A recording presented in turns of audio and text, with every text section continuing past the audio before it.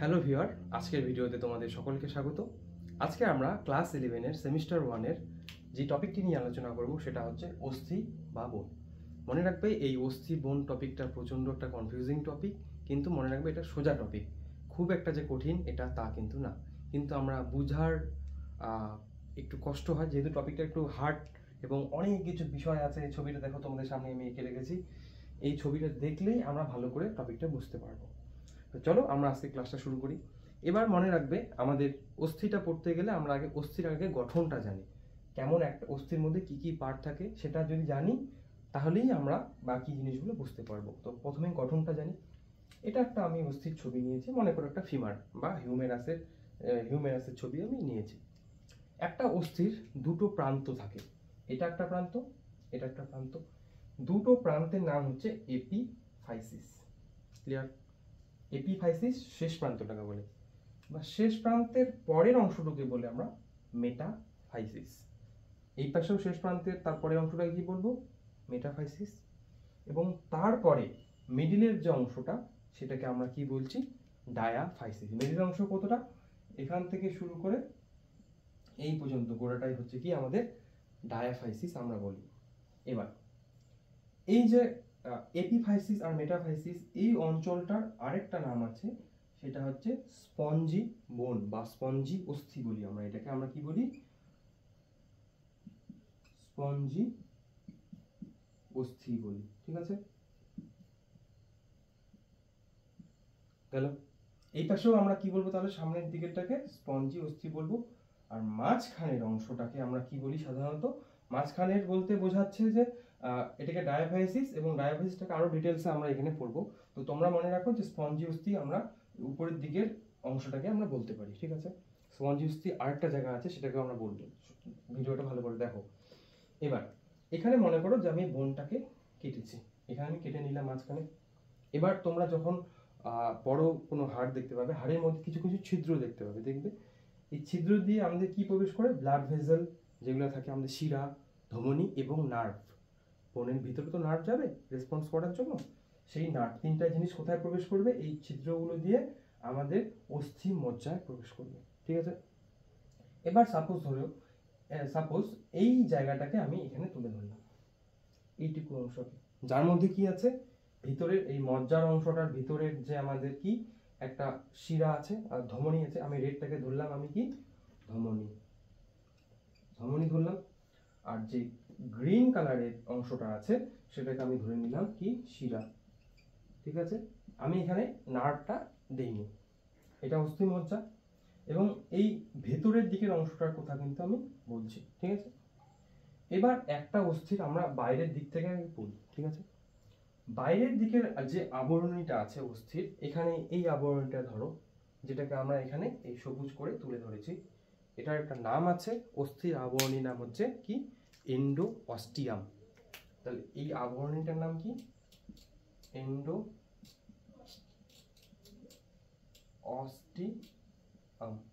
ঠিক আছে, এইবার এই এন্ডোঅস্টিয়াম দুটো লেয়ার দিয়ে তৈরি।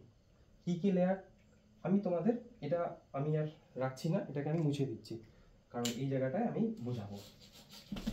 তো এন্ডোঅস্টিয়ামটা দুটো লেয়ারে বিভক্ত থাকে। কি কি? ধরে নাও আমি এখানে আঁকাচ্ছি, সবচেয়ে বাইরের দিকের যে এন্ডোঅস্টিয়ামের লেয়ারটা, সেটার মধ্যে ফাইব্রাস অনেক কি প্রোটিন থাকে, এবং এই লেয়ারটা বাইরের দিকের লেয়ারটাকে কি বলে? Fibrous layer. যে জায়গায় কোনো কোষ থাকে না, এটা হচ্ছে একটা ফাইব্রাস লেয়ার। এই জায়গায় কি বললাম? কোনো কোষ থাকে না, বিভিন্ন ধরনের প্রোটিন থাকে। তার ভিতরে আমাদের এন্ডোস্টিয়ামটার ভিতরের দিকে আমাদের কি থাকে? অস্টিওপ্রোজেনিটার কোষ থাকে। এইগুলো হচ্ছে আমাদের কি সেলুলার লেয়ার, এগুলোকে বলা হয় অস্টিওপ্রোজেনিটার কোষ। এইগুলো থেকেই পরবর্তীতে আমাদের কি অস্থির ভিতরের অংশগুলো তৈরি হয়। তাহলে কি বললাম? এগুলো হচ্ছে কি অস্টিওপ্রোজেনেটর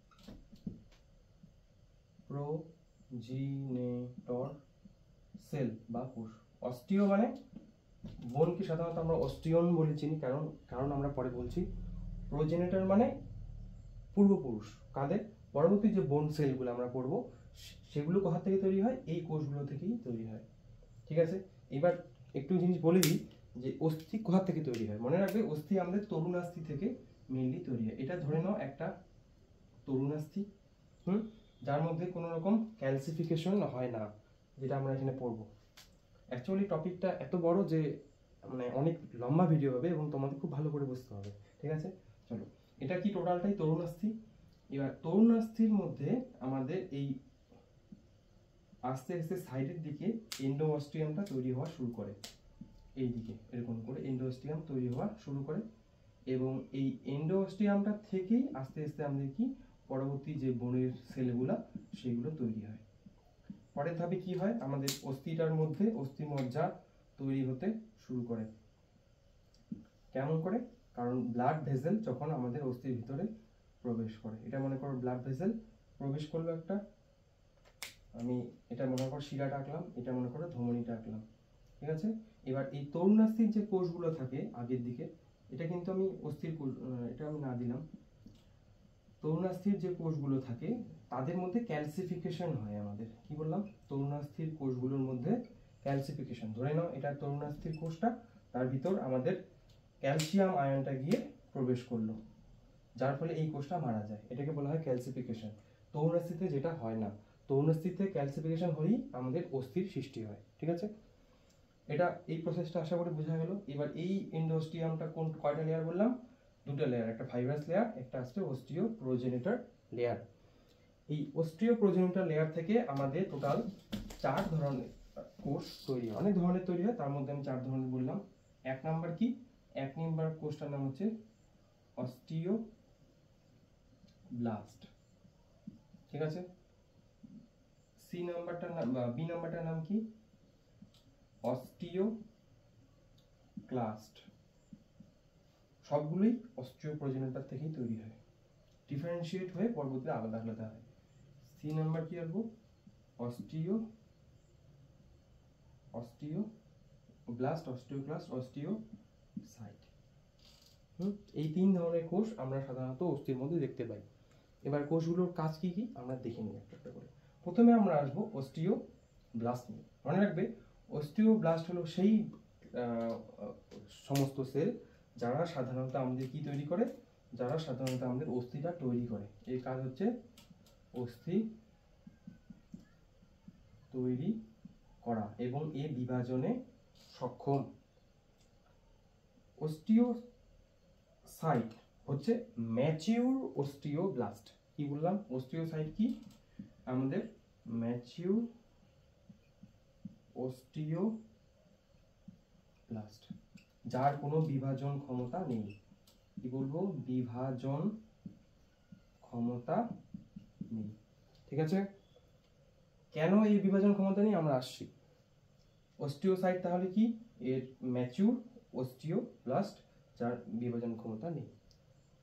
অস্টিওক্লাস্ট, এই কোষটার কাজ হচ্ছে বোনকে ধ্বংস করা। কি, এর কাজ হচ্ছে কি, অস্থিকে ধ্বংস করা। কেন ধ্বংস করে, মনে রাখবে আমাদের বোন সবসময় রিমডেলিং হয়, অস্টিওব্লাস্ট বোন তৈরি করে, অস্টিওক্লাস্ট কি করে, বোনকে ভেঙে ফেলে। ভেঙে ফেলে লাভটা কি, সাধারণত আমরা এটা মনে করো আমাদের বোনটা, অস্টিও প্রোজেনিটর কোষ মনে করো, এটা এই কিসে পরিণত হয় আমাদের অস্টিও, মনে করো অস্টিও প্রোজেনিটর থেকে অস্টিওসাইট তৈরি হলো, এটা হচ্ছে আমাদের অস্টিওসাইট, সিওয়াইটি লিখে দিলাম। এবার এ কি করবে, মনে করো আমার শরীরে ক্যালসিয়ামের প্রয়োজন। এবার আমাদের শরীরে যে ক্যালসিয়ামের মেইন ভান্ডার সেটা হচ্ছে অস্থি। এবার ক্যালসিয়ামের যখন নিড হবে, অস্থি থেকে ক্যালসিয়ামটা বের করতে হবে। এই অস্টিওসাইটগুলো কি করে, এই জায়গাটাকে বিভিন্ন ধরনের উৎসেচক দেয়, যা দিয়ে এই জায়গার অস্থির কোষগুলোকে নষ্ট করতে, তার ফলে এখান থেকে আমরা কি পাই, ক্যালসিয়াম আয়ন পাই। এগুলো হচ্ছে কাজ। ঠিক আছে, বই দেখবে আরো অনেক কিছু আছে গঠন টঠন নিয়ে, আমি জাস্ট মেইন বিষয়টা তোমাদের বললাম। আমরা আবার চলে আসি কোথায়, প্রথম লেয়ারটা আমরা গেল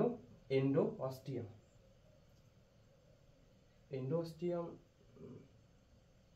আমি সরি একটু ভুল বলেছি, এতক্ষণ থেকে আমি ভুল বলেছি, এটা এন্ডোঅস্টিয়াম হবে না, পেরিঅস্টিয়াম হবে। সরি, এটা কি হবে আমাদের পেরি অস্টিয়াম। আমিও সরি অনেক বড় ভুল হয়ে গেছে, এতক্ষণ থেকে আমরা বলছিলাম এটা হচ্ছে পেরি অস্টিয়াম। এন্ডোস্টিয়াম হচ্ছে ভিতরের লেয়ারটা, এটার নাম হচ্ছে এন্ডো অস্টিয়াম। ঠিক আছে, এখানে ভুল হয়ে গেছে, তাহলে এটা হচ্ছে পেরি অস্টিয়াম। পেরি অস্টিয়াম, এই পেরি অস্টিয়াম লেয়ারটা আমাদের দুটো ভাগে বিভক্ত, ফাইব্রাস লেয়ার আর একটা অস্টিরিও প্রোজেনেটর সেল দিয়ে তৈরি আরেকটা লেয়ার। এইবার এই জিনিসগুলোকে আমি মুছে দিচ্ছি। এবার এই জায়গাটায় আমরা ফোকাস করব। এই যে অস্থির মজ্জাটার ভিতরে সবচেয়ে কাছের লেয়ারটার নাম হচ্ছে কি বললাম আমরা, এন্ডো অস্টিয়াম, এবং বাইরের লেয়ারটা হচ্ছে বোনের একদম পেরি অস্টিয়াম। এবার পেরি অস্টিয়ামের পরে আমাদের দেখতে পাচ্ছ গোল গোল গোল গোল কতগুলো ইউনিট দেখতে পাচ্ছ। এগুলো এই গোটা ইউনিটটার নাম হচ্ছে আমাদের, মনে করো এখান থেকে এটা গোটা ইউনিটটার নাম হচ্ছে কি অস্টিওন। OSTEON, অস্টিওন বলি আমাকে, ঠিক আছে। এটা একটা অস্টিওন, এটা একটা অস্টিওন, এটা একটা অস্টিওন, এটা একটা অস্টিওন, এটা ধমনী, এটা শিরা। এইবার এই পর্যন্ত আমরা বোনটাকে বলবো কি কম্প্যাক্ট বোন। কম্প্যাক্ট বোন কেন? এই জায়গাটা প্রচন্ড শক্ত হয়। আর কম্প্যাক্ট বোনের পরে এন্ডোস্টিয়াম পর্যন্ত, কোনটা কম্প্যাক্ট বোনের পরে এন্ডোস্টিয়াম পর্যন্ত জায়গাটাকে আমরা কি বলি, স্পঞ্জি বোন। SPONGY, স্পঞ্জি বোন। ঠিক আছে, আমরা আগে জানলাম একটা বোনের শেষ প্রান্তটার নাম হচ্ছে কি স্পঞ্জি বোন, আর ম্যাট্রিক্স এন্ডো অস্টিয়ামের পরের লেয়ারটাকেও আমরা কি বলি, আমরা কম্প্যাক্ট স্পঞ্জি বোন। ঠিক আছে, এবার একটা কম্প্যাক্ট বোন কি কি অংশ নিয়ে গঠিত সেটা সম্বন্ধে আমাদের ভালো করে জানতে হবে। ভালো করে দেখো, একটা কম্প্যাক্ট বোনের ভিতরে আমরা কি দেখলাম, অস্টিওন। প্রতিটা অস্টিওনের মধ্যে আমরা কিছু গঠন দেখতে পাবো, সেই গঠনটা আমি তোমাদের সামনে এখানে আঁকবো। ঠিক আছে, প্রত্যেকটা অস্টিওনের মাঝখানে একটা ক্যানাল দেখতে পাবো। এই ক্যানালটার একটা নাম আছে, যার নাম হচ্ছে কি হার্ভেসিয়ান বা হ্যাভার্সিয়ান ক্যানাল। কি বলি, হার্ভেসিয়ান না, হ্যাভার্সিয়ান ক্যানাল। এই গোটা ক্যানালটার মধ্যে কি থাকবে আমাদের, সেন্টারে হ্যাভার্সিয়ান ক্যানাল, হ্যাভার্সিয়ান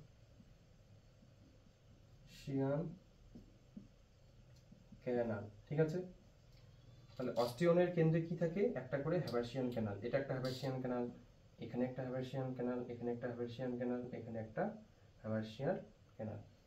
এবং হ্যাভার্সিয়ান ক্যানালে কি থাকে, শিরা থাকে, ধমনী থাকে, এবং আর কি থাকে আমাদের, নার্ভ থাকে। ঠিক আছে, এবার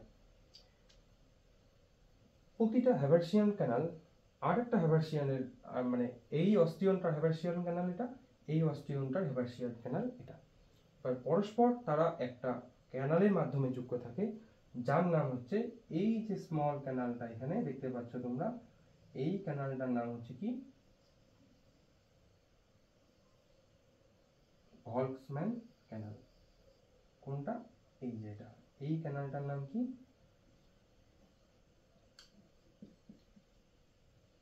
ভল্কসম্যান ক্যানাল। ঠিক আছে, তার কাজ কি, দুটো অস্টিওনকে কানেক্ট করা বা দুটো হ্যাভার্সিয়ান ক্যানালকে কানেক্ট করা। এবার এখানে যে আমি ডট ডট দিয়েছি একটা অস্টিওনের মধ্যে, এগুলো কি জিনিস স্যার?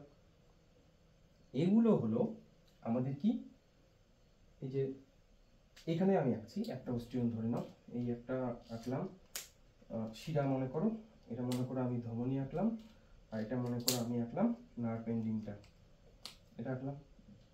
এবার তার সাইডের দিকে কি আছে, আমি একটা অস্টিওন আঁকবো, তার সাইডের দিকে আমরা এরকম এটা দিয়ে আঁকবো না, তার সাইডের দিকে আমাদের এরকম ডট ডট করে দেওয়া আছে, তাই তো, এরকম করে দেওয়া আছে। এই যে ডট ডট অংশগুলো, আরেকটা দিই তাহলে বুঝতে সুবিধা হবে।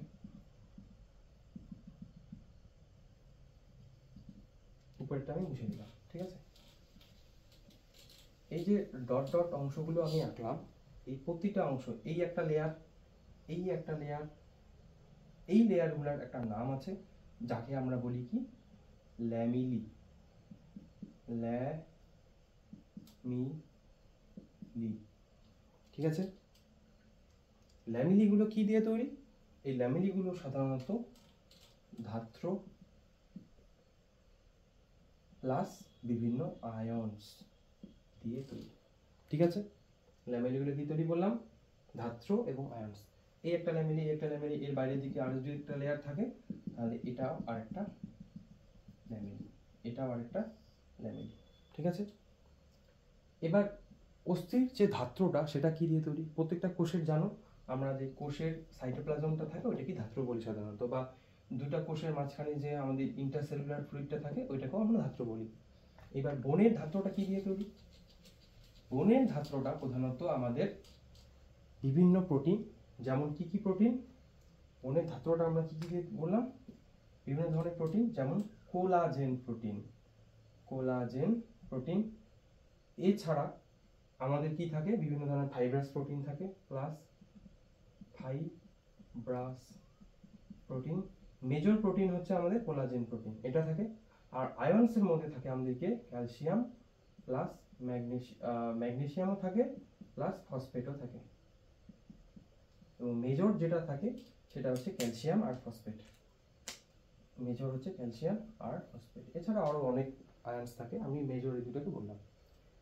এই ক্যালসিয়াম আর ফসফেট আয়ন দুটো কি হয়? ক্রিস্টালে পরিণত হয়। ক্রিস্টালে পরিণত হয়ে আমাদের অস্থিটাকে গঠন দিতে সাহায্য করে। এই না যে ক্যালসিয়াম আর ফসফেট একসঙ্গে আছে, না, সেটা একটা ক্রিস্টাল গঠন করে, পাথরের মতো গঠন মনে করো তোমরা ক্রিস্টালটাকে। সেটার নাম হচ্ছে হাইড্রক্সি অ্যাপাটাইট ক্রিস্টাল, যার সংকেত আমি এখানে লিখে রেখেছি যাতে আমার ভুল না হয়। কি বললাম? Hydroxy appetite crystal. একে মিলে গঠিত হয় ক্যালসিয়াম 10টা, ফসফেট আর হচ্ছে আমাদের OH মাইনাস আয়ন, এটা দেখার জন্য দেওয়া হয়েছে। তোমরা মনে রাখবে ক্যালসিয়াম আর ফসফেট মিলে আমাদের কি তৈরি করে? হাইড্রক্সি অ্যাপাটাইট ক্রিস্টাল, যা আমাদের এই অস্থিটা গঠনে সাহায্য করে। তাহলে ধাত্রটার মধ্যে কি থাকে? কোলাজেন থাকে আর হাইড্রক্সি অ্যাপাটাইট ক্রিস্টাল থাকে। এই যে আমাদের কোলাজেন ফাইবারটা, এটা হচ্ছে আমাদের হাড়ের যে নমনীয়তা এটা বজায় রাখে, যে হাড় যাতে চাপ না পড়লে যাতে ভেঙে না যায়, কি হয়? বেন্ড হতে পারে যাতে পারে, সেটা কি করে? কোলাজেন করে। আর অস্থিটা যাতে ছিঁড়ে না যায়, কি বলবো, কম্প্রেশন যেটা হয়, এটা হচ্ছে কি টেনসাইল স্ট্রেংথ থেকে দেয় কোলাজেন। আর যাতে যাতে আমরা কম্প্রেস করলে যে আমাদের বাধা দিবে যেটা, সেটা হচ্ছে আমাদের এই হাইড্রক্সি অ্যাপাটাইট ক্রিস্টালটা প্রদান করে। বুঝছে? এই হচ্ছে ভাঁজে সাহায্য করে, আর এই হচ্ছে প্রেশারটা যাতে বেশি পড়ে চুপসে না যায় সেটা কন্ট্রোল করে এই হাইড্রক্সি অ্যাপাটাইট ক্রিস্টাল। এবার আমরা কি করলাম? হ্যাঁ, আমরা ল্যামিলিটাকে করলাম। তাহলে ল্যামিলিটা এটা দিয়ে তৈরি। এবার ল্যামিলির গল্প শেষ, আমরা ল্যামিলিটাকে মুছে দেব। ল্যামিলির পরে যে অংশটা আমাদের পড়তে হবে সেটা হচ্ছে কি? আমাদের ল্যাকুনি। এটা আবার কোন জিনিস? এই জায়গাটায় আমাদের বাচ্চারা কনফিউজ হয়ে যায়, ল্যামিলি কি ল্যাকুনি কি মধ্যে কনফিউশন। এই যে দাগগুলো দেখতে পাচ্ছ, এগুলো আসলে কি? এগুলো আসলে কিছুই না, অস্টিওসাইট কোষগুলো, যেগুলো ধাত্রের মধ্যে আটকা পড়ে আছে। কেমন করে দেখব? দুটো ল্যামেলির মধ্যে আমরা কিছু ফাঁকা স্থান দেখতে পাবো। এটাকে আমি আবার রাখবো। কিভাবে রাখবো দেখো। এবার কি বললাম? ল্যামেলিগুলোর মধ্যে আমরা কি দেখতে পাবো? কতগুলো ফাঁকা স্থান দেখতে পাবো, যার মধ্যে আমাদের কতগুলো কোষ থাকবে। ওই যে ডট ডট গুলো আঁকছি, ওই ডট ডট গুলো এবার বড় করে আঁকছি।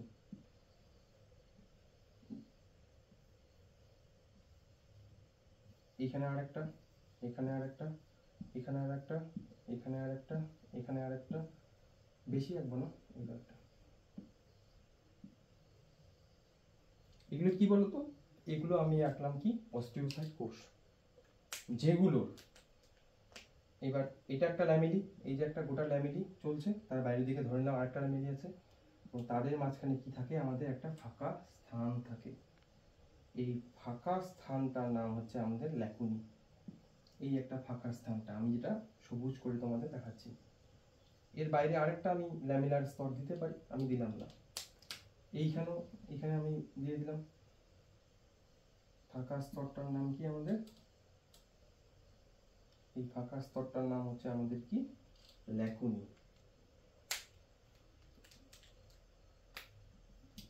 ল্যাকুনি।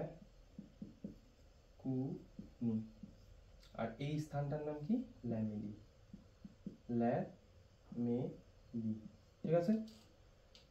ল্যাকুনি হচ্ছে ফাঁকা স্থানটার নাম, যার ভিতর কি থাকে, আমাদের এই অস্টিওসাইটগুলো আটকা পড়ে থাকে। যেহেতু বোন ম্যাট্রিক্স অনেক কঠিন এবং অস্টিওসাইটগুলো এখানে কি বিভাজন করতে পারবে, ওকে চিপে ধরে রেখেছে, বিভাজন করতে পারবে না, তার জন্যই আমাদের অস্টিওসাইট বিভাজনে অক্ষম, ঠিক আছে। আর ল্যামেলির ভিতর কি থাকে, আমাদের এই অস্টিওসাইটগুলো থাকে। এবার অস্টিওসাইটগুলো কেমন করে দেখালাম, মনে রাখবে অস্টিওসাইটগুলো আবার পরস্পরের সঙ্গে কমিউনিকেশন করতে পারে ভায়া গ্যাপ জাংশন। এদের মধ্যে কি থাকে, কতগুলো ছিদ্র থাকে। মনে করে এটা একটা কোষ, এটা আরেকটা কোষ, এবং কোষগুলোর মাঝখানে কি থাকে, কতগুলো ছিদ্র থাকে, যেগুলোকে আমরা বলি কি, গ্যাপ জাংশন, যেগুলোর মাধ্যমে তারা কোনো কিছুর আদান প্রদান তারা করতে পারে, ঠিক আছে। এখানে ঠিক এরকম করে থাকে, বুঝতে পারলে ল্যামেলি। এবার এই যে আমাদের ল্যামেলিগুলোর মাঝখানে আবার কতগুলো ক্যানালের মতো ছোট ছোট অসংখ্য ক্যানাল থাকে, এরকম করে অসংখ্য কি থাকে, ক্যানাল থাকে। এই ক্যানালগুলিকে আমরা বলি ক্যানালিকিউলি। এগুলোর নাম কি তাহলে, ক্যানালগুলোর নাম ক্যানালিকিউলি।